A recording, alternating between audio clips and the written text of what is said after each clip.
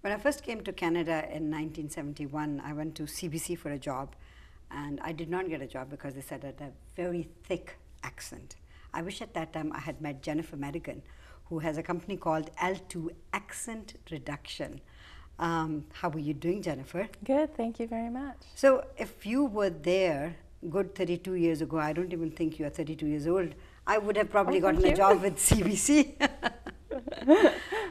Many people have accent, everybody have accents, and there are different kinds of accents. Right. Like, you know, is it because of our first, our mother tongue, the way we speak? Right, so a lot of your accent when you learn a new language is you're going to have characteristics of your first language. Right. So you will use a lot of substitutions for whatever sound is closest to what you're used to. And is it what we hear? Hearing has something to do with being able to pronounce the same words. Some people don't hear the same words, right? Right, right. So for example, in accent reduction training, I say something, I show them how to do the technique, and some clients just can't hear the difference between what two sounds you're actually trying to teach them. Give me an example. For example, a Mandarin speaker, for example, can't hear the difference between la and na. It's the same sound. Na and la is the same. Right. So they can't produce it. I have clients like that, or I have clients who can get it right away, and then they can just mimic it. Oh, that's how it's done. Now, what about the South Asian community? We have many different accents. Right. And which are the most words that we have problems with? So probably the T and D being further in the mouth. So like, what are you doing rather than what are you doing? So more front, behind your teeth. So that's one. Vowel sounds like eh and ah. So not making that distinction between eh and ah. Also vowel combinations. I, a, ow, o, missing one of those vowel sounds. That's interesting. Yeah. What else is there? Different stress patterns, like necessity, and missing that kind of stress on that. Right. As well as there's differences, like for example, if I say I live in a greenhouse, as opposed to I live in a greenhouse, they're two different things. Right. If I live in a greenhouse, it means a place with all the plants. Right. But if I live in a greenhouse, it means I can live in a white house, a yellow house. But the house is green. Yes, it's the color of the house. So a lot of Indian speakers can't get the stress on these kind of compound noun combinations. So is it, so it would have something to do with the verb, noun, pronoun, and all that? Right, so it's stress pattern. So if you have two nouns beside each other, like greenhouse, you would put the stress on the first part. So it's kind of knowing these rules too, right? Greenhouse as opposed to greenhouse.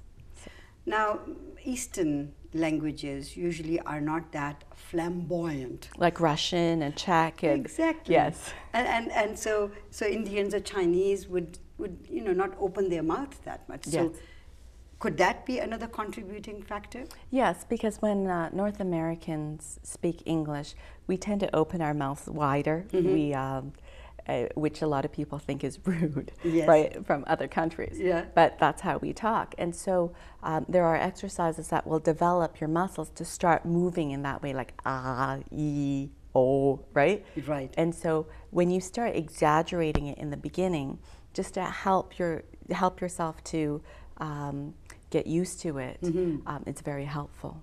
Now, when your clients, what is the profile of your client? I have people from everywhere, from India, from Nepal, from Czech Republic, from Russia, from Ukraine, Spanish, So is it easy to reduce your accent? I wouldn't say it's easy. There's a lot of technical techniques involved. Right. It's a lot of work. Because, I mean, think about it. If you've spoken one language for 40 years and then you have to change the way your mouth moves, a lot of clients after, about 3 lessons are like, what did you do to me? I can't even speak anymore. Because they're relearning everything. Right, yeah. right.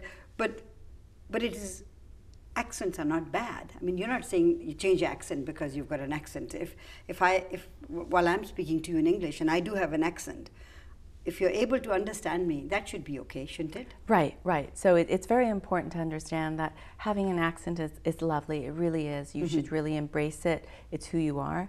It's when your accent impedes communication so people can't understand you, or you're not getting your promotions at work, something is amiss, you know, and sometimes it might be your boss's perception of what they perceive to be an accent, but regardless of what it is, if it impedes somehow your quality of life, then maybe you need improvement.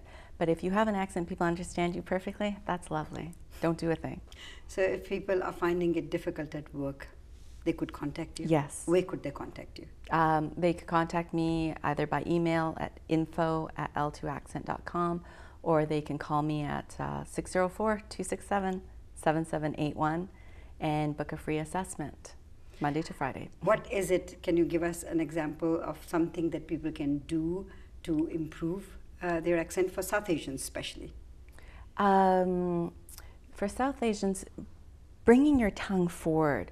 Like if you take your finger and put it behind your teeth, there's a little bump where your gum line starts, right? That's called an alveolar ridge. Now on that spot is where your T and D is. So bringing that forward, T, D. We don't do that. We go T and D, right at the back. Yeah. Okay, that's something that you have to learn to correct. And if you need more information, Jennifer is your person.